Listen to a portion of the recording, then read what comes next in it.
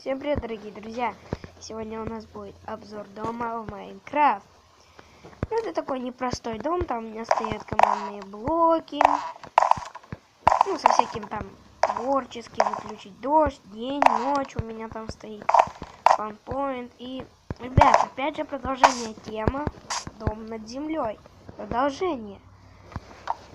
Продолжение, потому что, ребят, мне нравятся такие дома. И я решил еще построить. Также, ребят, сегодня мы научу вас строить вот такой вот автоматический камин. То есть, ребят, смотрите, это два соединенных механизма. То есть, я вот так их сейчас рассоединю. Вот этот механизм. Вы поняли, как его делать. Просто ставите 3 повторителя, блок. Вот здесь сбоку блока ставите этот факел. И 3 вот этих вот. А еще, чтобы вот этот сигнал, вот обязательно не забудьте вот на этот повторитель, вот этот поставить. Ну, не на него, а в бок, чтобы все заработало. И здесь точно так же ставите красный факел и с другой стороны кнопку. И смотрите, что же будет. То есть, это вот кнопка, это такой механизм, который делает так, чтобы кнопка превратилась в рычаг. Ну, такой вот, так я могу вам только объяснить.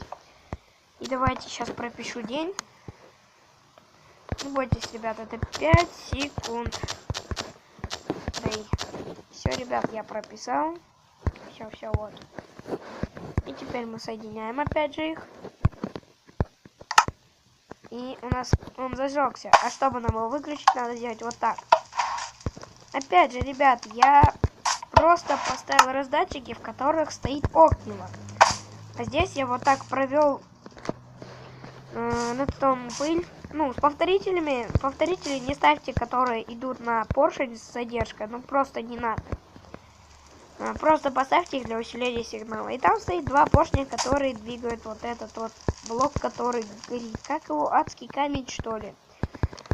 Ну, ребят, думаю, вам понравился мой обзор. Такой вот домик классный. Вот, не знаю, ну, кто хочет, я могу вам вот именно, ребят, скинуть. Ну, я ссылку не буду оставлять. Кто хочет, вот, напишите в комментарии, что дом такой. Я вам сошлю эту карту, но я ссылку почему-то не могу оставлять, ребят. Я пробовал, у меня не получилось.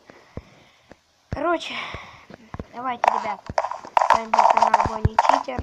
Всем до свидания. Всем пока.